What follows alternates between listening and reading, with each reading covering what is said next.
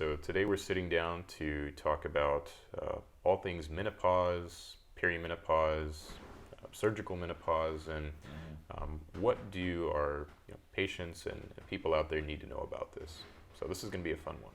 This will be a good one, and it is a topic that will apply to about half of everybody, because at some point menopause is inevitable. Many people ask us how we got into this and why do we concentrate on hormones to some degree, at least relative to other healthcare providers. And it's because when you're trying to provide the best care for your patients, you want things that are clinically significant, and you also want to be really adept. You want to have a solid evidence-based practice on pathologies that are common. And hormone pathology is exceptionally common.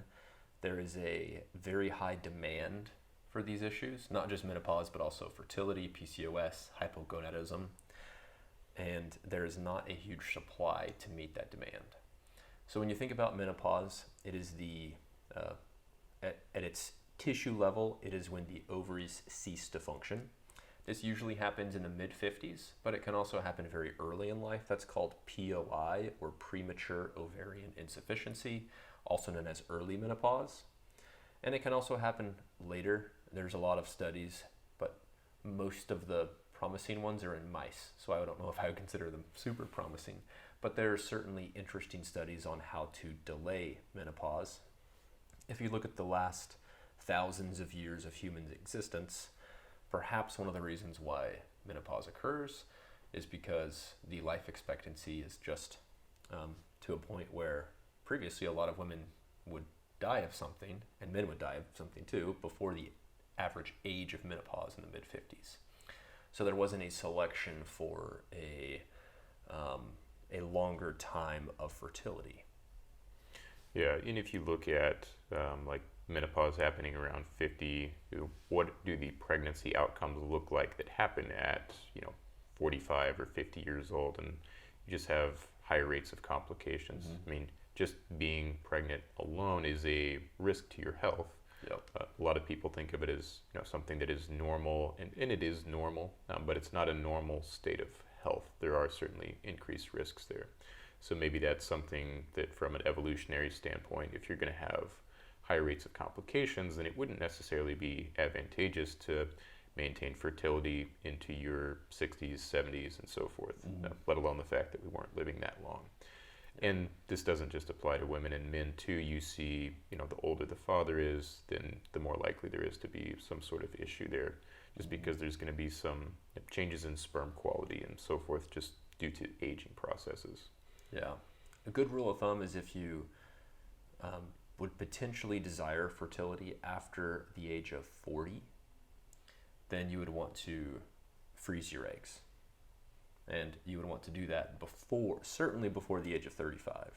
If you could, before the age of 30. I'm not necessarily, if you look at the incidence of congenital defects, there is an exponential increase as you age, but you don't necessarily have to, theoretically, perhaps freezing in the early to mid-20s would be reasonable, but there's likely not going to be a huge clinically significant benefit. And also, as time goes on, the technology is improving more and more for diagnosing pathologies before implantation. Right, and I don't know that people need to, worry themselves with, I have to freeze by this date. If you look at people in 20s and 30s, a lot of times you may not be in the financial place to do so, but you are in your 40s. So I think earlier the better, if that is the intended route, but certainly not something to stay up or lose sleep over. As far as getting to menopause, so a number of women have surgical menopause or premature ovarian insufficiency, and these things come with some pretty significant symptoms. And I've even heard women talk about, they warned me about this whenever they took my uterus out. So assuming that she still has ovaries, that there might be some brain fog or XYZ that occurs, some vasomotor symptoms, even though you still have the ovaries there. Those ovaries could potentially be damaged during the surgical procedure. They're just not producing hormones at the same capacity. So in those cases, it's a bit of a balance. You have to take a look at the hormones themselves and see, is there actually an issue with the production of, testosterone, estradiol, progesterone, or is this related to something else? Because a lot of times you'll see like a partial deficit. There's still some estrogen being produced, but it's in very low quantities and probably not going to be useful over time in holding on to bones and things of that nature. Yeah, you would want to see if the objective data matches with the subjective symptoms and how someone's feeling. And it doesn't really matter if it's surgical menopause, especially if it's complete and they remove the ovaries as well. It's obviously one case where you would certainly consider bioidentical hormone replacement, or if it's premature insufficiency or premature complete ovarian failure. You want to balance the risks of many different pathologies, but one big one that is likely to kill both a lot of men and women is cardiovascular disease. Estrogen has many different potential mechanisms where it's protective, but its action on various lipid parameters is one of the main ones. Yeah, if you look at, on average, a postmenopausal woman who begins hormone replacement therapy, you'll see improvements in the lipid profile and also improvements in blood pressure. Probably one of the reasons that estradiol seems to be protective against cardiovascular events. Mm-hmm. So the earlier the better, and there's certainly a window when starting estrogen soon after failure or insufficiency of ovarian estrogen production is very important. Some individuals do produce a good amount of estrogen and also testosterone as a byproduct of adrenal function via the DHEA pathway, but that is highly variable. There's also something known as adrenopause, which is where your adrenals slowly stop working. It's more similar to andropause, where there is a slow decrease over time, and actually the reference ranges change as well for DHEA and DHEA sulfate. And that's a little bit different than menopause, where there is a precipitous decrease, where it is very, very frequently symptomatic. However, having high normal or optimal adrenal hormone production may be somewhat protective for severe symptoms. Yeah, it's sort of your body's backup or reservoir, and you and I have both seen the levels of natural DHEA production is widely variable. You have some people who are, not even necessarily having adrenal hyperplasia, but have a very robust production, maybe 600 on the scale, and DHEA is actually the most abundant sex hormone, if you will, in the body. And then if you look at 65-year-old men, that reference range may only go up to 250, 300, depending on the lab you're looking at. Mm-hmm. DHEA is the pawn on the chessboard of hormones, and you have quite a few of them, and given enough time, some of them do get to the edge of the chessboard, and you can rook them or queen them or whatnot, so they can convert to both testosterone and estrogen, but it's not very common for that to happen. But it does occur, and the more it occurs, it could be beneficial. When you study DHEA, several countries have prescription medications where, in the United States, DHEA is over the counter, and it can also be prescribed. But there are several brand name DHEAs as well, which might be a good option because there's less variation with DHEA. So if it's able to be prescribed if you need it, then it could be reasonable. There's been a lot of studies on both the supplements and the medications, and if you give it to everyone across the board, it is difficult to prove a statistically significant effect and probably a clinically significant effect. So that just reinforces the idea that selecting individuals that have particularly low DHEA or symptoms of that, they could be better candidates, where the average person probably has no benefit from it at all. Yeah, and I think that's pretty clear in the literature. If you look at DHEA and some of these weight loss studies, they don't check levels before. They just put people on typically a pretty robust dose of DHEA, sometimes 50 or 100 milligrams, and you see mild weight loss. So where you're starting from is going to determine how effective that is. Same thing with your energy levels, right? So chronic fatigue syndrome, you tend to see lower levels of DHEA there, and you see some benefit, not necessarily a cure, a complete 100% recovery to normal with DHEA supplementation, but you do see some benefit there not in even 100% of trial participants, but just in terms of averages. So I think the point of this is we want to look at the hormone baseline, the clinical picture, and then draw from that the conclusion of what the treatment plan should look like in conjunction with what the patient's specific concerns are. Definitely. There's a lot more to assessing the severity, well, not the severity of menopause, assessing the risk-benefit ratio of various interventions in perimenopause and after menopause than just an estrogen and progesterone level. Testosterone is another important biomarker to look at. Yeah, and testosterone has probably been neglected, or at least not looked at as heavily as estrogen and progesterones and progestins.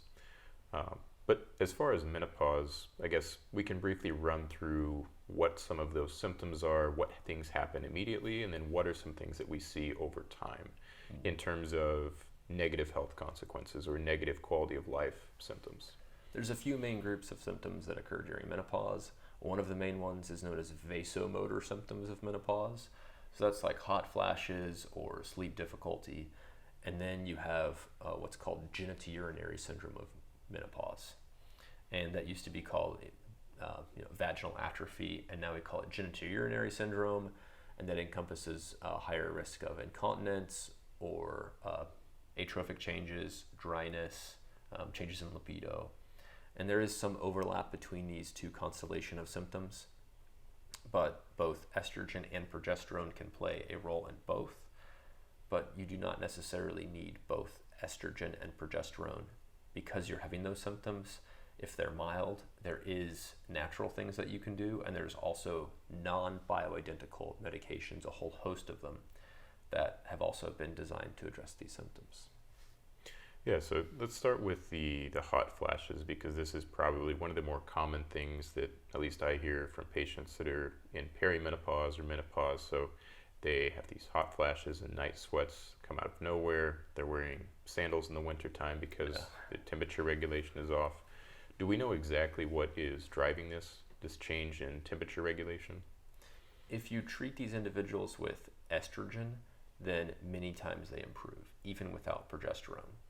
Progesterone can be helpful to address the sleep symptoms that are related to the vasomotor symptoms, but the rest of them, it appears mostly related to estrogen. And it appears more to do with the drop in estrogen, so perhaps the estrogen receptor sensitivity, whereas it's not necessarily the absolute level, but the drop. So an individual that might drop very slowly with estrogen levels, specifically estradiol, which is the strongest estrogen, might have less symptoms than an individual that drops precipitously. Yeah, the acute drop and kind of falling off a cliff is how it's sometimes described, with the change in the estradiol levels has a lot to do with it. And even if you look at the newest literature on this, they'll say that the mechanism is not fully understood. There does appear to be a narrowed thermoregulatory zone, so maybe you had this much of a gap before you would feel hot and have diaphoresis, or you would be cold and shivering, and now that's a much more narrow window. And it's sort of like, I think of walking, maybe you were walking a balance beam before, now you're on a tightrope. So it's very easy to fall off of one side at your hypothalamus, and has to do with the levels of estrogen and some different neurotransmitters. So norepinephrine is implicated in this because you see higher levels of norepinephrine in menopause whenever that estrogen level drops off. And then whenever you replace that, you see that sort of move back to a normalcy in that thermoregulatory zone. Maybe it's not 100% where it used to be, but it certainly expands. And if you think about the sleep issues, the norepinephrine part of that seems to also be contributing, just from a hypothetical or theoretical standpoint, because you've lost your progesterone, so that's your brakes for your sympathetic nervous system, and now you're putting, fuel additive in the gas tank with norepinephrine driving more sympathetic nervous activity. So it's really a recipe for, increased blood pressure and poor sleep, which are two things that we very commonly see. Yeah, it's not a good combination. The hypothalamus is particularly important for temperature regulation. There's certain nuclei in the hypothalamus that can regulate it. One other neurotransmitter that can also is very strongly correlated with thermoregulation is serotonin. And serotonin can be related with estrogen levels as well. So there's multiple different potential causatory vectors. And what we do know is that if we replace it, or if we blunt that falling off a cliff of the estrogen, then there's significantly less symptoms. Many women over time, and this is classically how hormone replacement is done in general as well, if you very slowly decrease the dose, if there's a recurrence in vasomotor symptoms, you can keep the dose at the same level. And then if the vasomotor symptoms are under control with a slightly lower dose, you can decrease very slowly over a period of a decade or even 2 decades or 3 decades, and slowly wean down and not have a recurrence of those symptoms at all. Yeah, and it's interesting if you look at the duration of symptoms, after a certain point, and I guess sort of the old school thinking was, yeah, you go through menopause, you have these symptoms, and then 5 to 15 years later, they go away. So it's something that perhaps the body is adjusting to over an extended amount of time, but you can certainly reduce those symptoms, and you don't need a lot of estradiol to do that. Probably you need less estradiol even to reduce those symptoms than you do to improve, bone density or some of the other metrics that we're looking at. Also of note, if an individual is also on testosterone replacement, then they need even less estradiol because they will get peripheral estradiol from that testosterone conversion. Yeah, something important to consider if you're looking at, the different hormones and peripheral conversion, and even DHEA converts peripherally to estradiol. Yep. We don't know a lot about the human data there, but we know that it can cause estrogenic symptoms, and we know it can convert peripherally because you see, for example, a spike in acne with DHEA sometimes. Whereas the serum hormones really haven't changed that much, but clearly something has changed with the expression of hormones in the skin that's causing that outbreak. Yeah, and sometimes it has to do with the actual conversion of hormones intracellularly inside the cell. I believe Dr. Fernand Labrie, Labrie, he recently passed away. He was affiliated with an institution in Canada, and he did a lot of work. I believe he's attributed as the one, he did a lot of work with DHEA. I believe one of his research studies showed that DHEA is, I believe, the sole source of estradiol after ovarian failure or after menopause. And you can look at graphs and see the level of DHEA being correlated with estradiol receptor activity. In some cells, for example, sebaceous cells that produce sebum, DHEA is disproportionately converted to DHT, I believe about half of it. So that has some to do with the potential sebum overproduction of individuals that are on DHEA or that produce a lot of DHEA. And then in other cells, for example, breast cells, DHEA can potentially convert to estradiol as well. So there's that balance between neoplastic or cancer growth risk, and then building up bones and maintaining healthy collagen in the skin. Yeah, it just goes to show that there's it's still a frontier to be explored. You hear about, endocrinology. I wouldn't be surprised if 10 or 20 years from now we had endocrinology as a specialty where they're actually looking at tissue samples through some sort of non-invasive way and evaluating, okay, how are these things actually being metabolized and acting intracellularly and in tissues. So it's really interesting research to follow. As Definitely. far as the weight gain that happens in menopause, so on average, I guess if you paint a picture of menopause, you see women who have these hormones that fall off of a cliff. They are unable to sleep. They're having vasomotor symptoms. They gain about 10 pounds, which seems to be in the midsection. Are they just eating more, or what's going on here? Yeah, it's a little bit of everything. The metabolism doesn't magically crash, especially if you're not dieting. Now, metabolism will go down as you eat less, and also NEAT, or the energy that you're burning, the non-exercise thermogenesis, that will also go down, even if it just happens unconsciously. However, when you have your sleep dysregulated, and when you have your fight or flight nervous system, your sympathetic nervous system overactive, and you're not able to have good lifestyle measures, you're not sleeping. Sleep is just being able to sleep a good full night of sleep is extremely important, because one, you're not eating while you're sleeping, and then two, if you're awake, then your appetite is active.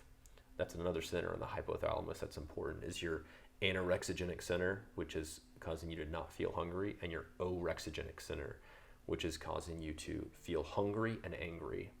And there's medications that inhibit this orexigenic center, and they're sleep medications. They happen to be weight negative, but their purpose is specifically for poor sleep, and they do not work on the GABA system at all. So all of those different things tend to lead to body fat accrual, and also concurrently, if you have less androgens, which many do, you also have less lean body mass, which might be the number one protective thing for preventing weight gain. Yeah, I think you hit on a couple of the big points there. So you have, a decrease in lean body mass. It happens in all aging, but especially if you have a major drop off of testosterone. Mm-hmm. If you are not sleeping well, you're probably going to make worse food decisions just subconsciously. We see this even in shift work, for example, people with intact hormone profiles. And then even the change in hormones is going to predispose people to being less active. So it's not something where people are consciously saying, well, I'm just going to be less active and eat more. It happens at a very subconscious level. Mm-hmm. So, whether that's in somebody's control, to a large degree, no. To a small degree, yes. There's always things you can do. And then in terms of, other symptoms that are related to menopause. So you talked about the genitourinary syndrome of menopause. So you see incontinence, urinary tract infections, painful intercourse, and those three things can be fairly easily addressed with either systemic or even a local vaginal estrogen. So, this is advantageous for a number of reasons. Both of you and I working in hospitals in the past, you do tend to see a lot of frequent urinary tract infections in elderly women. So that's just one, aspect of your menopausal health that women should consider. If they have a older female family member, I'm sure that they've experienced UTIs. Most women do. Mm-hmm. And if there's something you can do to prevent that's very low risk, then that's something to be sort of thinking about ahead of time. And we may have touched on this just briefly, but sort of what age should women start thinking about menopausal planning? I guess I would use an analogy of a retirement plan. You don't want to wait till you're retired to plan that out. So you don't want to wait until you're menopausal to plan that out either. No later than 50, as early as 20. At 20, you would just be getting your baseline labs like any individual, regardless of male or female. But no later than 50, it is not uncommon to see perimenopause or even menopause in the early 50s. So I'd say that's the latest possible. That being said, it's likely that your progesterone or even androgens have already started to decline even at age 50. Yeah, so if you happen to go through an earlier menopause, at 45, and you've planned, well, I'm going to talk to my doctor about this at 50, then you're kind of, you're in a zone that you don't want to be in. You want to be able to be proactive. So I think, 40 is certainly, if you have a hysterectomy, or if you're going to have hysterectomy and your ovaries taken out as well, you would want to have those conversations beforehand, so that when you are surgically menopausal, you have a plan in place to address that and sustain your quality of life. Any pathology that is related to hormones or hormone optimization or a suboptimal hormone profile, a conversation regarding your baseline hormones, whether it's in the ovulatory phase, luteal phase, or follicular phase, you should chat with a healthcare provider about that at that time. I would venture to say the far majority of women have either subfertility or PCOS or endometriosis or adenomyosis or menorrhagia, excess bleeding, or oligomenorrhea, less periods than you would expect, or heavier periods than you would expect, or even acne, or if you've been on an oral contraceptive, which I consider synthetic HRT, or if you have symptoms of poor sleep. Any of these symptoms, which again, the far majority of females do experience, then at that time, you can have a conversation about getting your baseline labs and where you feel best, because of course in all these pathologies the goal is to get back to normal as naturally as possible, completely naturally if possible. And then you should get your baseline labs while you're feeling good and things are regulated.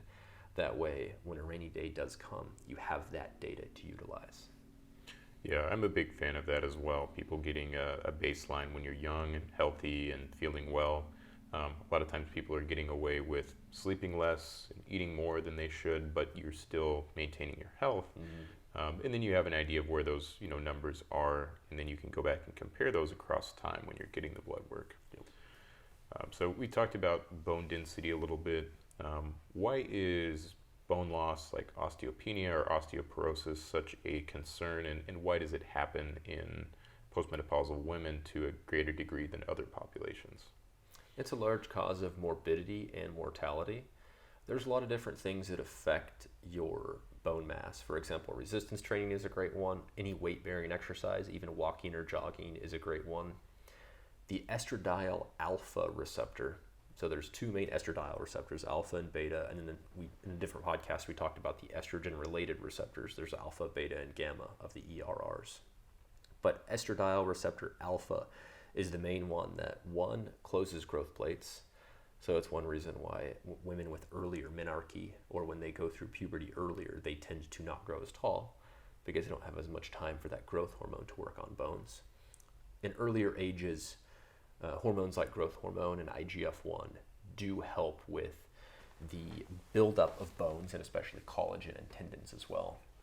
But if you give growth hormone or IGF-1 to adults, then it does not appear to significantly help. But if you withdraw estrogen and activity at the estradiol alpha receptor, then you lose bone mineral density. So that's one of the reasons why, if you're thinking about a DEXA scan, usually insurance companies like you to wait 5 years or more after menopause to start screening DEXA scans, which to me, it makes sense if you're just looking for osteoporosis. But if you're expecting osteopenia, or if you think this individual is at higher risk, even if they don't meet one of the criteria, I want to see the trend as it's going down. I want to see before you have osteoporosis, even before you have osteopenia, you're losing bone mineral density, because it's hard to reverse and gain a huge amount of bone mineral density back. It is possible, but it's difficult. However, it is quite easy to maintain bone mineral density if you're optimizing your estrogen or androgen, and of course thinking about things like vitamin D, parathyroid hormone, calcium at the same time. Yeah, so when things like loss of bone density occur and you're at osteoporosis, a lot of times that may be your first DEXA that these women have ever had, and well, now they find out they have osteoporosis, and I'm sure almost all of them would want to know that sooner. Yes. Or know the baseline. So we can do this a bit more selectively in populations where if you have someone who is a low BMI, chronic overexerciser, or individuals with malabsorptive disorders, or have been on corticosteroids in the past. There's a proton pump inhibitors, dozens a whole of host of different risk factors, and you can screen those populations earlier. And I would argue, I think we made a sort of set point of around 40 would not be a bad time for most women to go ahead and check their bone density and see where are you at 40, and then what are we expecting as you go into your 50s, 60s, and so forth. At 40, you're thinking about your bone density and your body composition in general. You're also thinking about colon cancer screening, and you're thinking about breast cancer screening, if not before. That would be the latest time when you would address those things.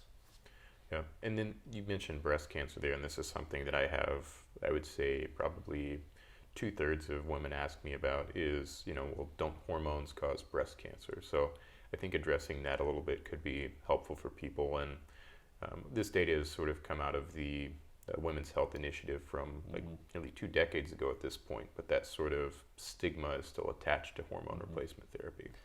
Breast cancer and hormones is approached kind of similarly. It's somewhat analogous to prostate cancer and hormones.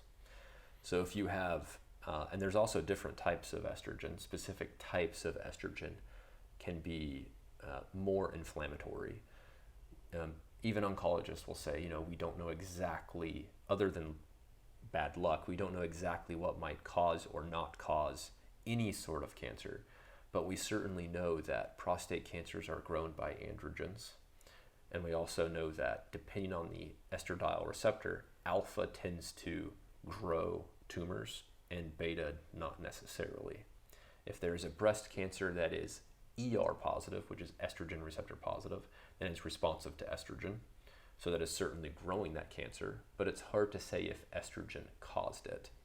Often you find higher estradiol levels in individuals that have obesity or diabetes. We know that insulin resistance, whether it's the action of insulin directly as in a growth mechanism causing overgrowth and less cell checkpoints, or whether it's a mechanism of IGF-1, which is kind of a combination of your insulin and growth hormone, again causing cell overgrowth and less checkpoints. Perhaps those mechanisms are more causatory, and these individuals also happen to have higher body fats and higher aromatase levels, and thus higher estradiol receptor levels as well.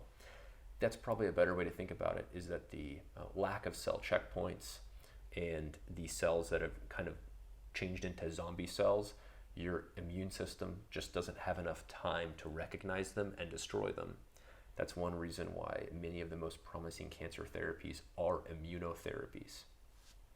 Yeah, and I think you mentioned it is with the IGF-1 and elevated insulin signaling. Those are some confounding variables because they come in a cluster. With the elevated BMI, for example, you have elevated estradiol, so it's not necessarily, we can say that the estradiol is the cause here, because it may be these other variables.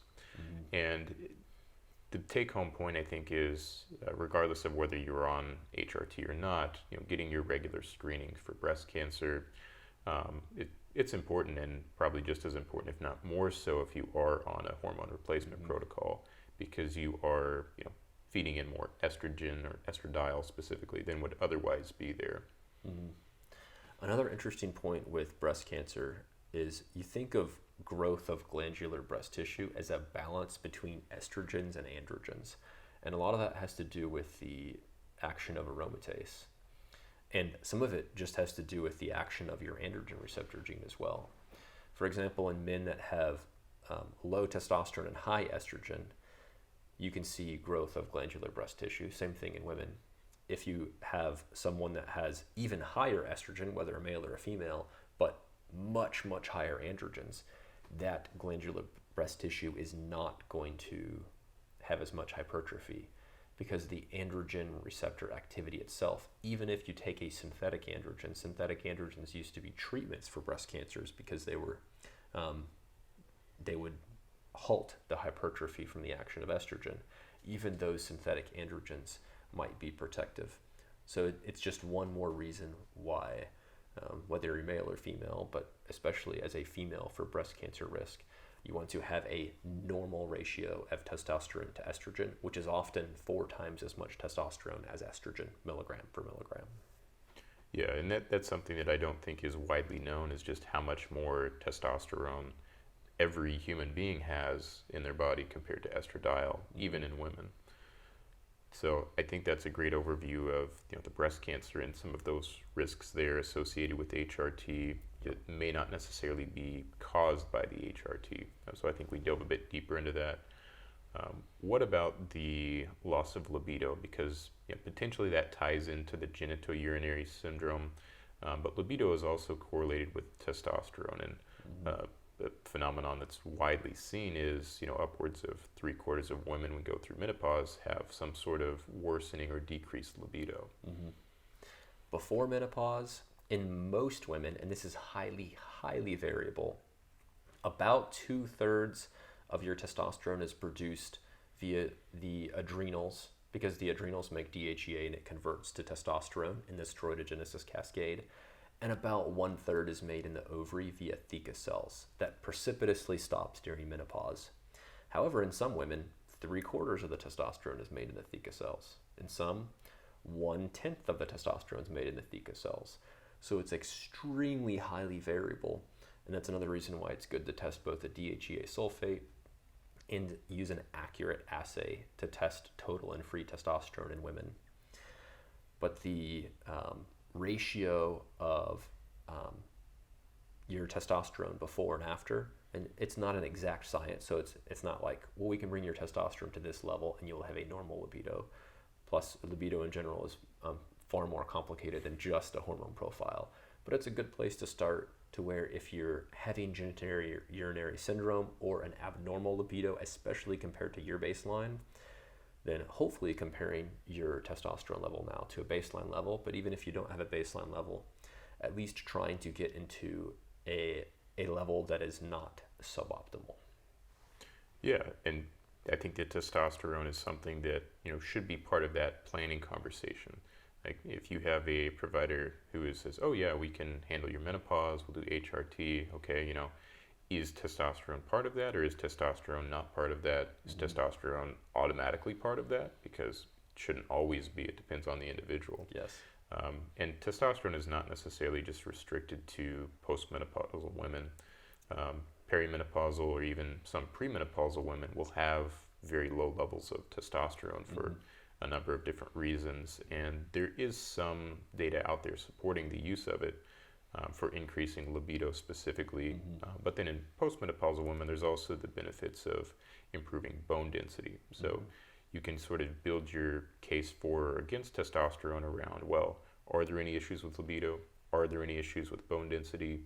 You know, the lean body mass, you know, if someone is really trying to put on bone density and improve their strength and balance, those sorts of things, then testosterone would seem to be beneficial in all of those metrics. And then, you know, the libido also would tend to come along with that, not 100% of the cases. Another two things that should be added to the discussion is, what is this female's baseline level of SHBG? So do you expect a really, really high free testosterone even with a low dose, and thus a higher chance of side effects from the testosterone? And perhaps even, what is this individual's androgen receptor sensitivity?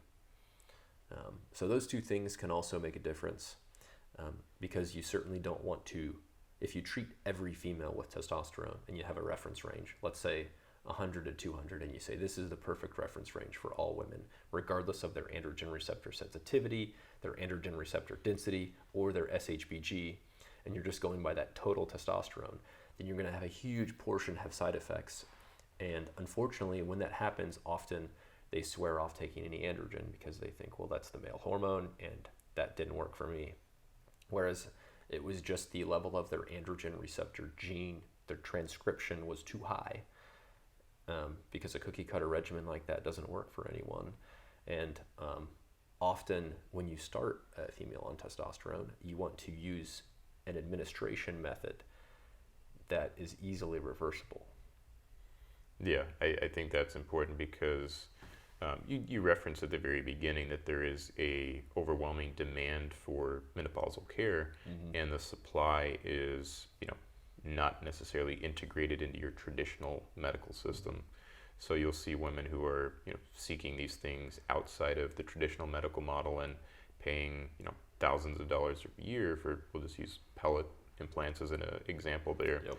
And, you know, while women certainly do experience benefit from those things, or, you know, they wouldn't be seeking them out, there are variable outcomes because they're typically a template. And when you have variation in people and you use a template, you're going to see variable outcomes. I mean, the same could be said for most therapies, that you give 100 people the same exact dose of a medication and it's going to affect them in different ways.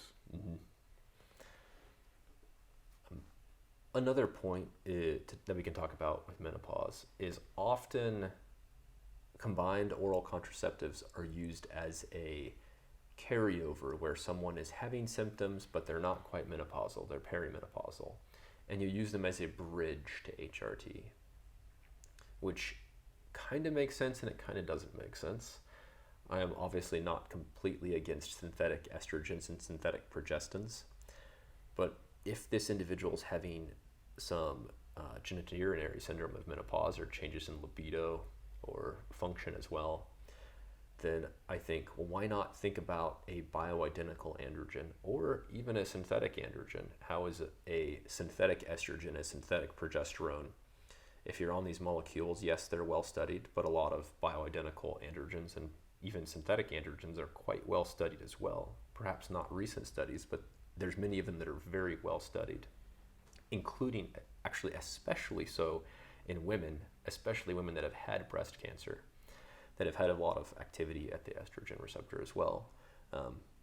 These are things that for the right individuals should certainly be considered, because if you're on something like an oral contraceptive and you're perimenopausal, or you're just barely menopausal, or perhaps you didn't meet the criteria for FSH or LH, or you've had a period recently that was kind of like a one-off or a random one, you have this really high SHBG and you have an extremely low free testosterone, and some of your symptoms are addressed, but many of them are worse. Yeah, I think the perimenopausal window is very interesting because it could be 1 month for some women and then they're in menopause. Mm-hmm. And for some women, they can have these fluctuations for 2 or 3 years. And I think what happens is, well, we just wait until they meet the criteria. When I say we, I'm talking about the traditional medical model. When in actuality, I think, let's say I was going to design an optimal perimenopausal treatment for a woman that does have a lot of these fluctuations. Yeah. They have hot flashes 1 month, they don't the next.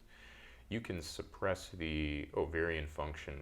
You could do that with just a synthetic progesterone or a progestin. But then you are going to have decreased estrogen signaling, which is not ideal for holding on to bone mineral density and addressing the genitourinary symptoms. And it's not going to address lean body mass either. Yeah. While I'm not, opposed to synthetic estrogens, I think if you are suppressing the ovaries with a synthetic progestin, you could add a bioidentical estradiol to that. You could add a bioidentical testosterone to that. And that would sort of be the ideal regimen in my mind. Yep. Is that done frequently in practice? Probably not, just because there's multiple moving parts and you have to make sure that your patient is going to be able to understand why things are being done, and are they going to be able to do 3 different things instead of one thing.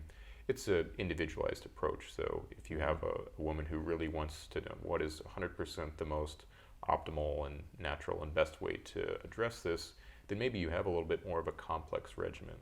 Whereas if you have a woman that says, I just want to take 1 pill and have this stabilized, and then we'll address menopause when we get there, then you could be on the end of that where you have a synthetic estrogen and a synthetic progestin. And there's no products yet that have synthetic estrogen, synthetic progestin, and synthetic androgen in them. Mm-hmm. So I think that would be an interesting frontier for drug development, given how common osteoporosis and fractures are. Yeah, that would be extremely interesting, especially during the perimenopausal time, where a lot of your risks are lower, but you're really stockpiling. It's true preventative medicine to avoid things like that. And even as healthcare providers that concentrate on health optimization, a lot of health optimization is actually just disguised true preventative medicine. You do get an increase in quality of life and an increase in health span, but the lion's share of the benefit comes in preventing osteoporosis, preventing diabetes, preventing insulin resistance, preventing a decrease in muscle mass or sarcopenia, even preventing osteopenia. So a lot of those preventative measures, that's where you get 90% of the benefit. Yeah, I agree, and it brings us back to that sort of analogy we used earlier. Your savings for retirement, or you're building up for that transition later in life when things start to go the other direction. Yeah. So you're building up your health, because the more optimized you are and the more things you prevent, just like making smart financial decisions, the more health hardships or financial hardships you can endure in retirement or postmenopausally or in your later decades of your life. So it really is preventative and optimization. It's a bundled deal. You couldn't really do one without the other. Yep, they are synonymous, and you do both at the same time. Okay, well, I think this is some really good information for people.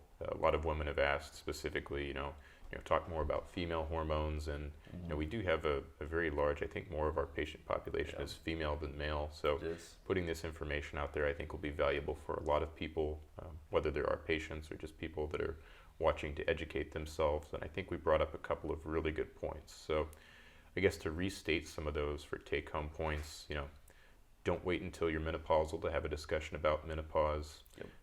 Being aware of some of these symptoms and changes that are normal and expected, but then knowing that you can do things to treat those. What are some of the take-home points you thought were important from the discussion?